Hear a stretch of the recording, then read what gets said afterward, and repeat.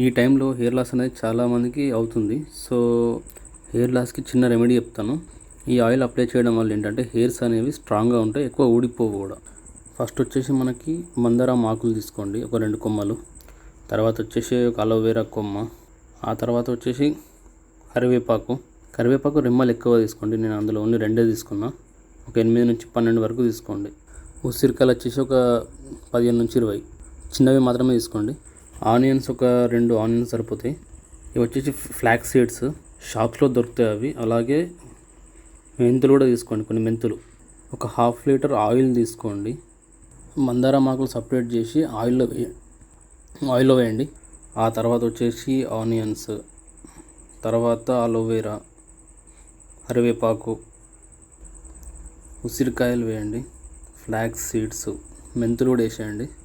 వాటిని మంచిగా గోలివ్వండి ఒక 5 నిమిషాలు అట్లా. మనకి కొద్దిసేపటి తర్వాత ఏంటంటే ఆకులు అనేవి కొంచెం చేంజ్ అవుతాయి, లైక్ ఎండిపోయినట్టు.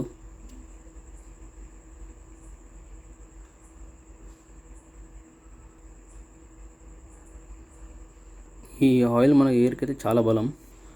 ఆకులు ఇలా కొంచెం చేంజ్ అయిన తర్వాత అలానే ఉంచండి ఇంకొక 5 to 10 మినిట్స్.